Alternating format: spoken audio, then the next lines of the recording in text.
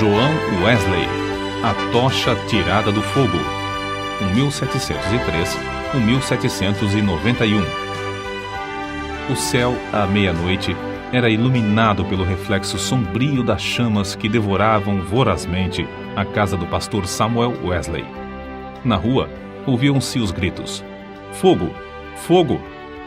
Contudo, a família do pastor continuava a dormir tranquilamente, até que os escombros ardentes caíram sobre a cama de uma filha, Hattie.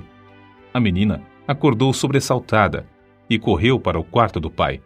Sem poder salvar coisa alguma das chamas, a família foi obrigada a sair casa afora, vestindo apenas as roupas de dormir, numa temperatura gélida. A ama, ao ser despertada pelo alarme, arrebatou a criança menor, Carlos, do berço. Chamou os outros meninos, insistindo que a seguissem, e desceu a escada. João, porém, que então contava 5 anos e meio, ficou dormindo. 3 vezes a mãe, Susana Wesley, que se achava doente, tentou debalde subir a escada. 2 vezes o pai tentou, em vão, passar pelo meio das chamas, correndo. Sentindo o perigo, ajuntou a família no jardim, onde todos caíram de joelhos e suplicaram em favor da criança presa pelo fogo.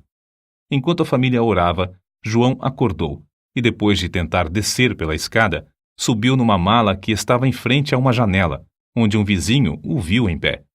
O vizinho chamou outras pessoas e, juntos, conceberam o plano de um deles subir nos ombros de um primeiro, enquanto um terceiro subia nos ombros do segundo, até alcançarem a criança. Dessa maneira, João foi salvo da casa em chamas, apenas instantes antes de o teto cair com grande fragor. O menino foi levado pelos intrépidos homens que o salvaram para os braços do pai. "Cheguem, amigos!" clamou Samuel Wesley ao receber o filhinho. "Ajoelhemo-nos e agradeçamos a Deus. Ele me restituiu todos os meus filhos. Deixem a casa arder. Os meus recursos são suficientes." 15 minutos depois, casa, livros, documentos e mobiliário não existiam mais. Anos mais tarde, em certa publicação, apareceu o retrato de João Wesley e, embaixo, a representação de uma casa ardendo com as palavras: "Não é este um tição tirado do fogo?" Zacarias capítulo 3, versículo 2. Nos escritos de Wesley foi encontrada uma referência interessante acerca desse histórico sinistro.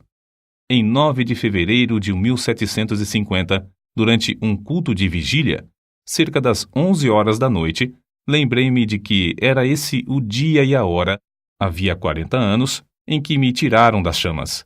Aproveitei-me do ensejo para relatar a maravilhosa providência. Os louvores e as ações de graças subiram às alturas, e grande foi o regozijo perante o Senhor. Tanto o povo como João Wesley já sabiam naquele tempo por que o Senhor o poupara do incêndio.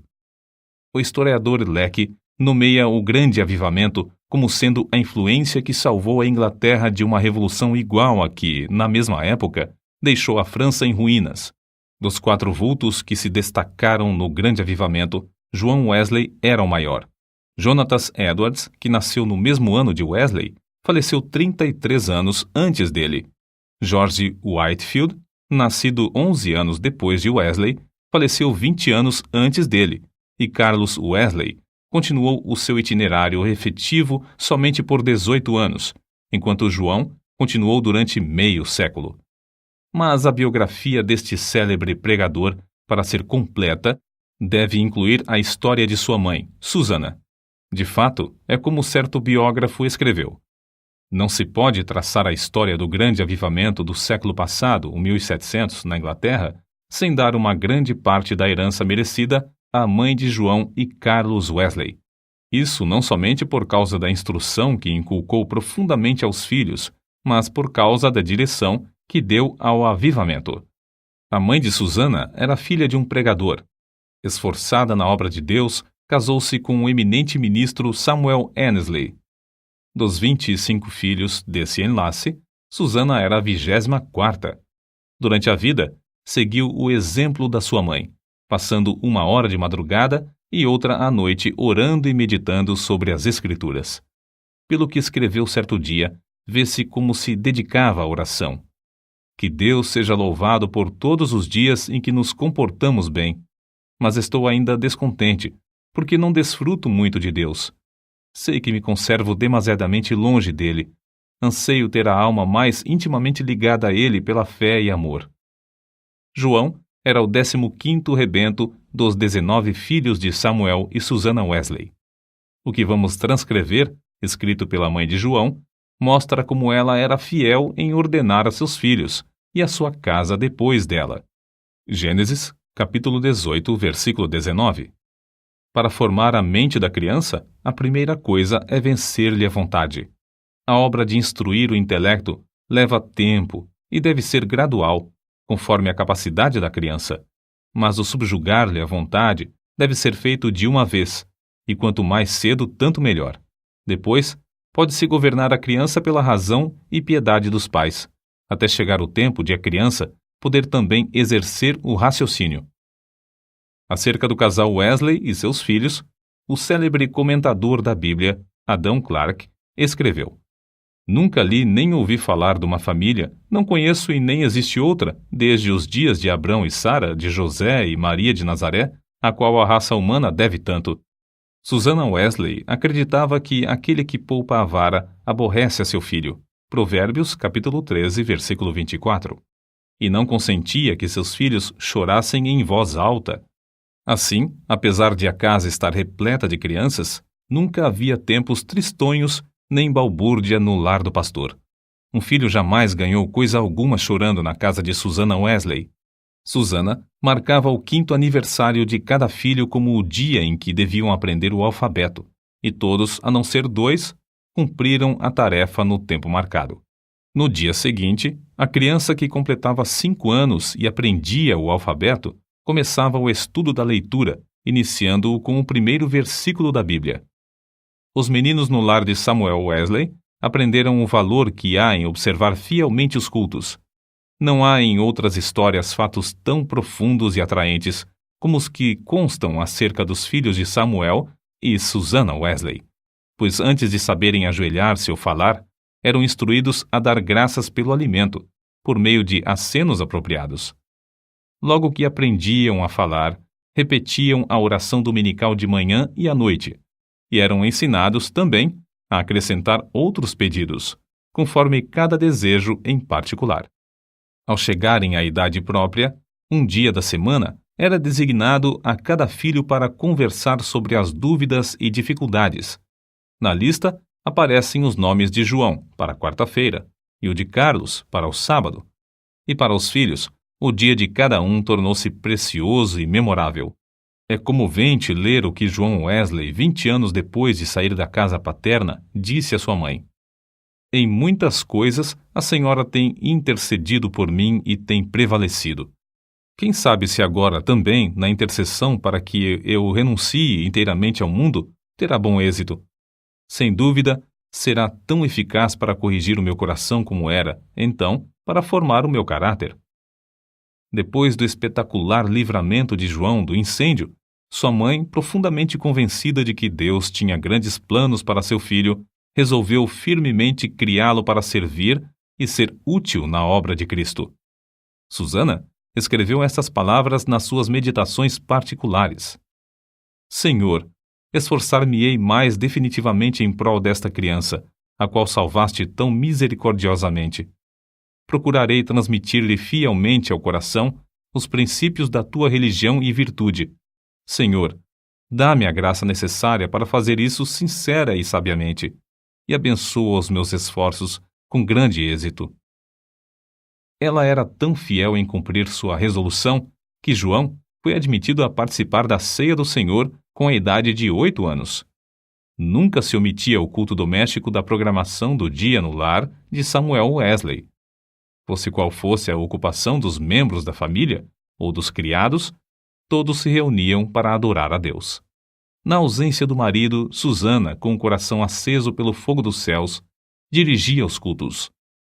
Conta-se que, certa vez, quando ele prolongou a ausência mais do que de costume, 30 a 40 pessoas assistiram aos cultos no lar dos Wesley, e a fome pela palavra de Deus aumentou a ponto de a casa ficar repleta de vizinhos. A família do pastor Samuel Wesley vivia rodeada de pobreza, mas pela influência do Duque de Buckingham, conseguiu um lugar para João na Charterhouse, em Londres. Assim, o menino, antes de completar 11 anos, deixou a atmosfera fragrante de oração ardente para enfrentar as porfias de uma escola pública. Contudo, não cedeu ao ambiente de pecado de que estava rodeado. Conservava também as suas forças físicas, obedecendo fielmente ao conselho de seu pai, que corresse 3 vezes de madrugada ao redor do grande jardim da Charterhouse. Tomou como regra da sua vida, dali em diante, manter o vigor do corpo. Aos 80 anos, apesar de seu físico franzino, considerava coisa insignificante andar a pé 1,5 léguas para pregar. Conta-se um exemplo da influência que João exercia sobre seus colegas da Charterhouse. Certo dia, o porteiro sentiu falta dos meninos no terraço de recreio e foi achá-los em uma das salas, congregados em redor de João. Este contava-lhes histórias instrutivas, as quais atraíam-lhes mais do que o recreio. Acerca desse tempo, João Wesley escreveu: Eu participava de várias coisas que reconhecia como sendo pecado, embora não fossem escandalosas aos olhos do mundo. Contudo, continuei a ler as Escrituras e a orar de manhã e à noite. Baseava a minha salvação sobre os seguintes pontos. Primeiro, não me considerava tão perverso como o próximo. Segundo, conservava a inclinação de ser religioso. Terceiro, lia a Bíblia, assistia aos cultos e fazia oração. Depois de estudar 6 anos na Charterhouse, Wesley cursou em Oxford, tornando-se proficiente no latim, grego, hebraico e francês. Mas seu interesse principal não era o intelecto. Sobre esse assunto, ele escreveu: Comecei a reconhecer que a religião verdadeira tem a sua fonte no coração. Reservei 2 horas, todos os dias, para ficar sozinho com Deus.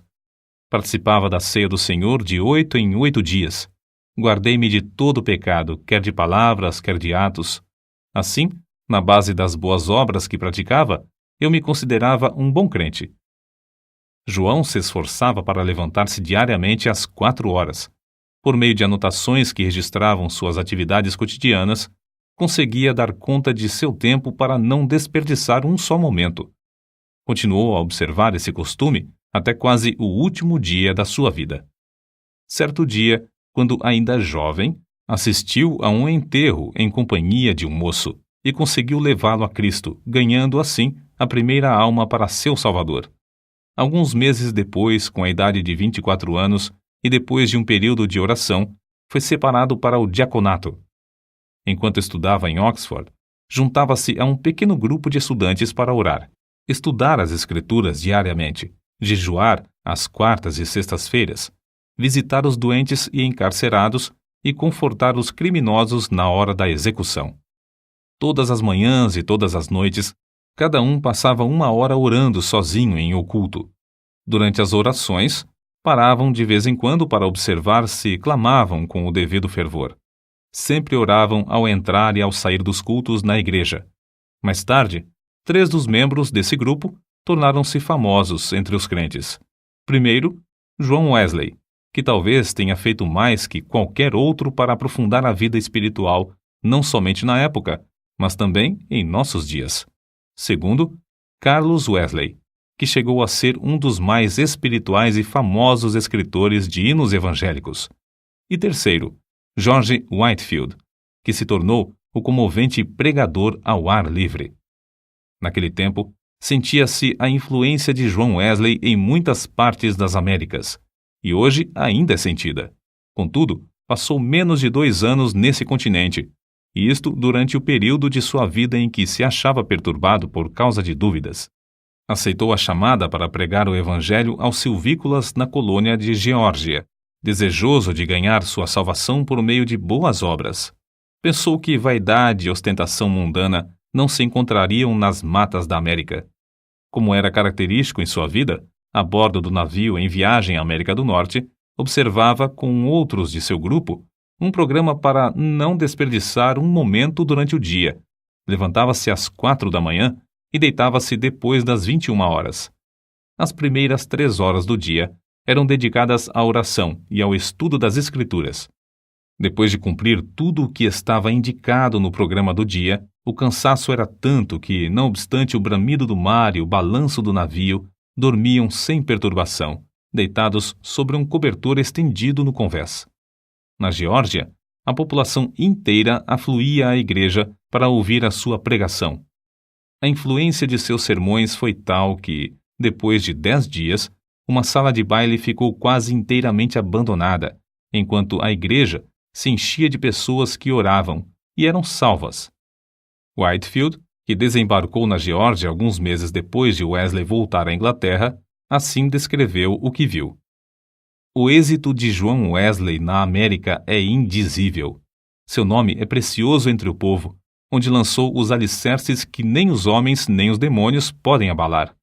Oh, que eu possa segui-lo como ele seguiu a Cristo! Porém, a Wesley faltava uma coisa muito importante, conforme se vê pelos acontecimentos que o levaram a sair da Geórgia, como ele mesmo escreveu.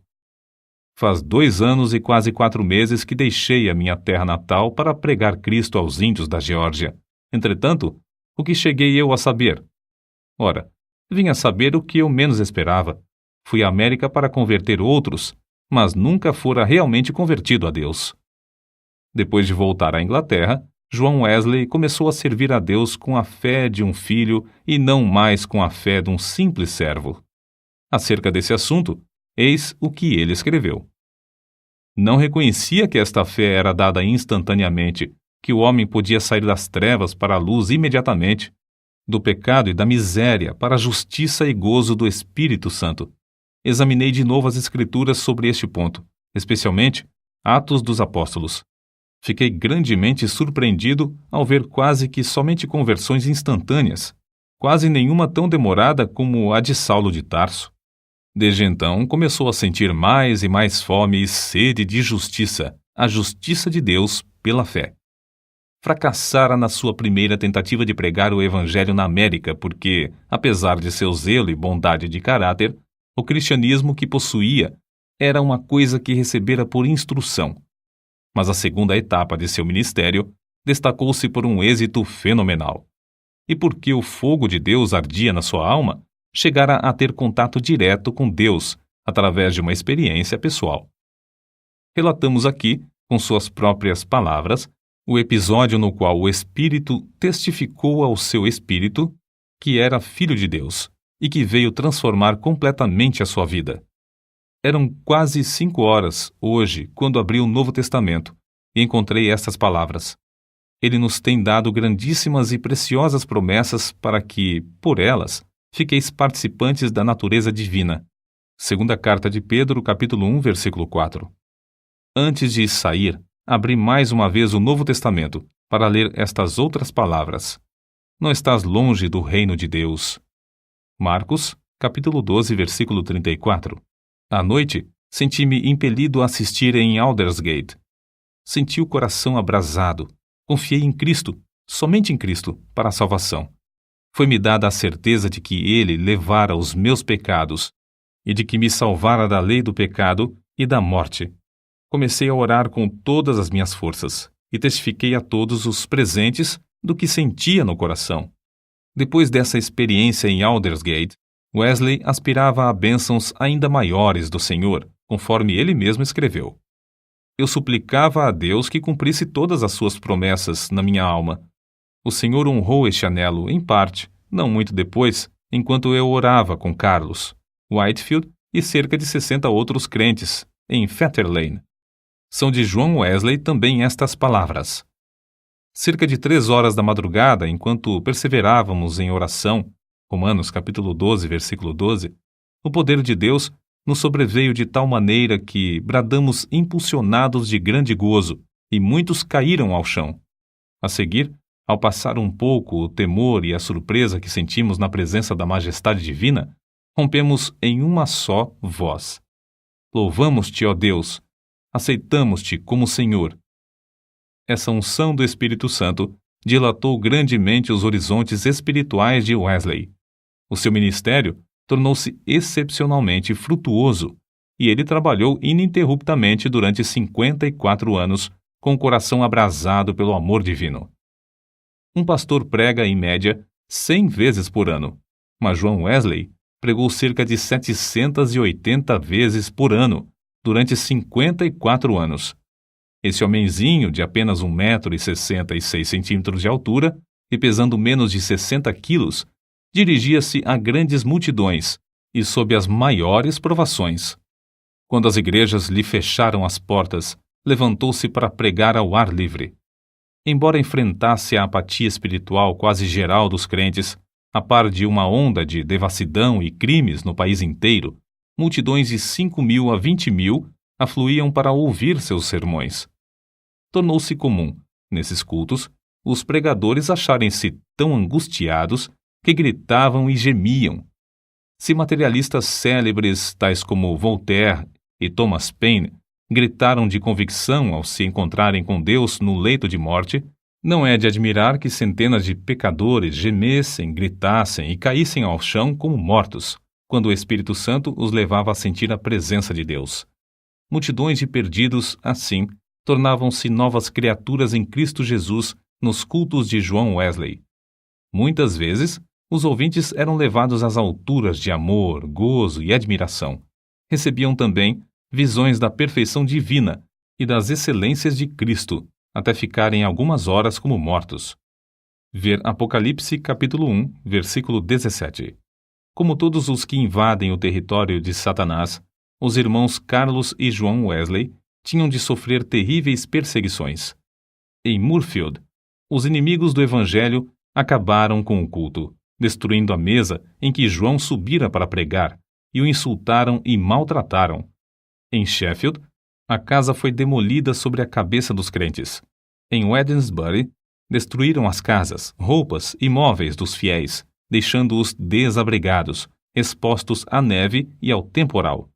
Diversas vezes, John Wesley foi apedrejado e arrastado como morto na rua. Certa vez, foi espancado na boca, no rosto e na cabeça até ficar coberto de sangue. Mas a perseguição por parte da igreja decadente era sua maior cruz. Foram denunciados como falsos profetas, paroleiros, impostores arrogantes, homens destros na astúcia espiritual, fanáticos, etc.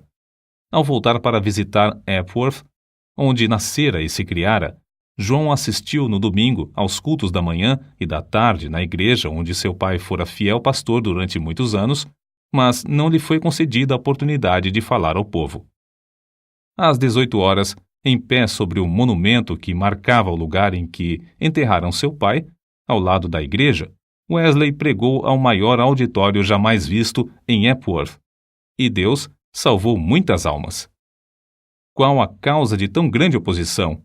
Entre os crentes da igreja dormente, alegava-se que eram as suas pregações sobre a justificação pela fé e a santificação. Os descrentes não gostavam dele porque levou o povo a se levantar para cantar hinos às 5 da madrugada. John Wesley não somente pregava mais que os outros pregadores, mas os excedia como pastor, exortando, confortando os crentes e visitando-os de casa em casa.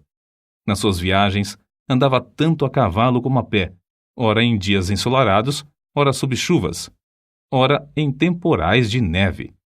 Durante os 54 anos do seu ministério, andou, em média, mais de 7.000 quilômetros por ano para alcançar os pontos de pregação.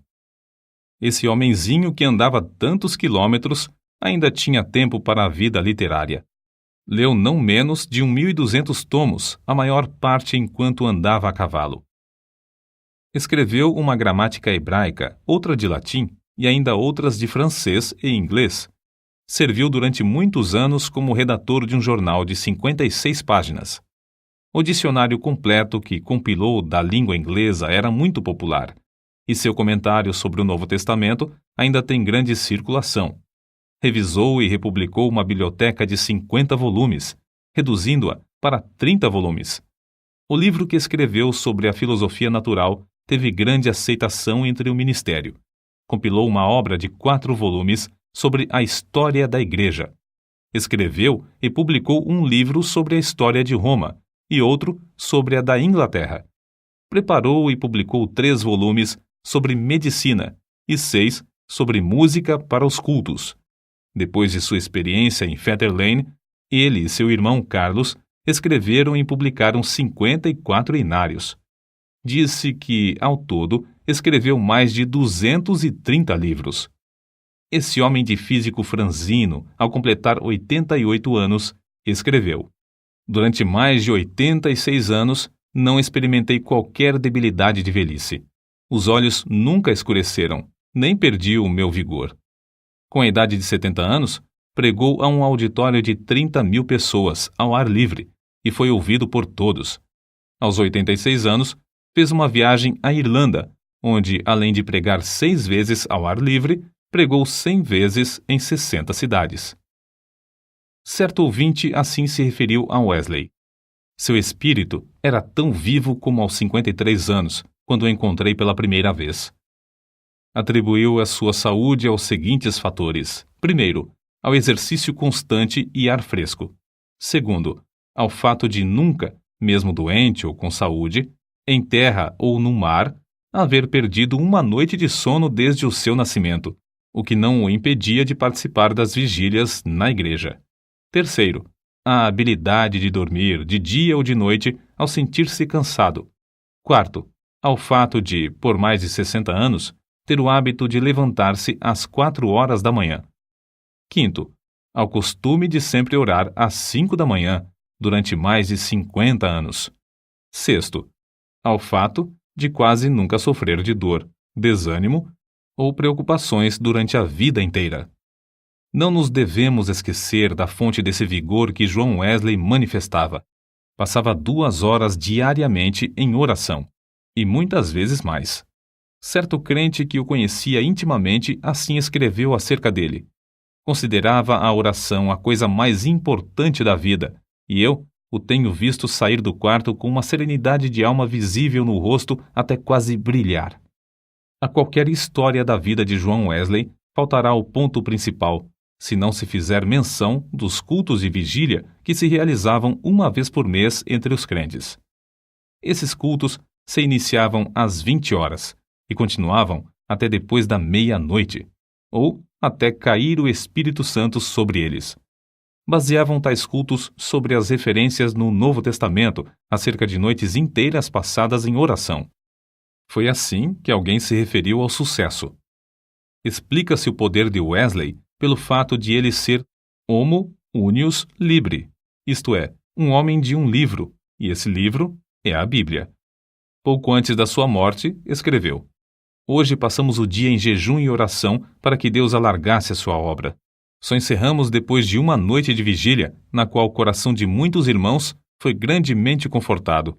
No diário de John Wesley, há diversas anotações sobre oração e jejum. Entre outras coisas, ele escreveu o seguinte: Enquanto cursava em Oxford, jejuávamos às quartas e às sextas-feiras, como faziam os crentes primitivos em todos os lugares. Escreveu Epifânio: Quem não sabe que o jejum das quartas e das sextas-feiras é observado pelos crentes do mundo inteiro? Não sei por que eles guardavam esses 2 dias, mas é boa a regra. Se lhes servia, também me serve. Contudo, não quero dar a entender que o único tempo de jejuar seja esses 2 dias da semana, porque muitas vezes é necessário jejuar mais do que 2 dias.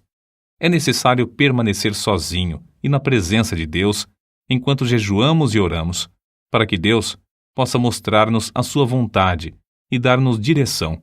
Nos dias de jejum, devemos afastar-nos o mais possível de todo o serviço, de fazer visitas e das diversões, apesar de essas coisas serem lícitas em outras ocasiões.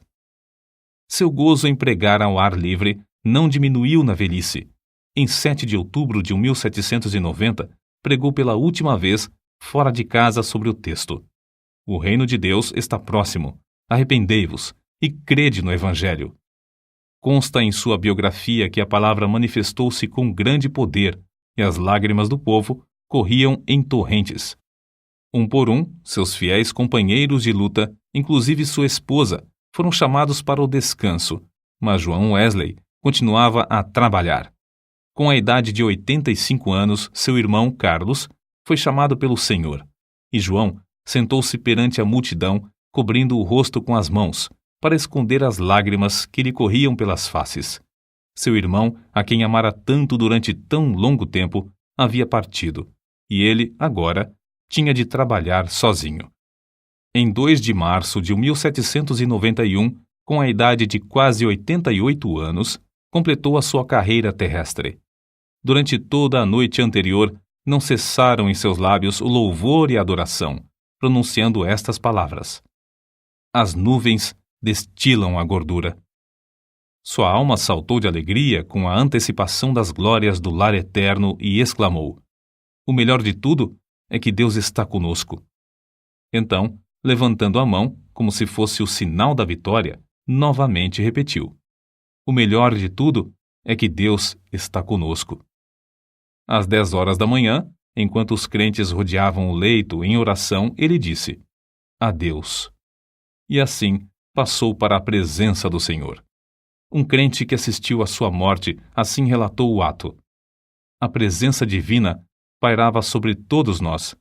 Não existem palavras para descrever o que vimos no seu semblante. Quanto mais o fitávamos, tanto mais víamos parte dos indizíveis céus. Calcula-se que 10.000 pessoas passaram em desfile diante do ataúde para ver o rosto que ainda retinha um sorriso celestial. Por causa das grandes massas que afluíram para honrá-lo, foi necessário enterrá-lo às 5 horas da manhã. João Wesley nasceu e criou-se em um lar onde não havia abundância de pão. Com a venda dos livros de sua autoria, ganhou uma fortuna, com a qual contribuía para a causa de Cristo. Ao falecer, deixou no mundo 2 colheres, uma chaleira de prata, um casaco velho e dezenas de milhares de almas, salvas em épocas de grande decadência espiritual. Em Epworth, a tocha foi arrebatada do fogo. Em Aldersgate e Fetter Lane, começou a arder intensamente e continua a iluminar milhões de almas no mundo inteiro.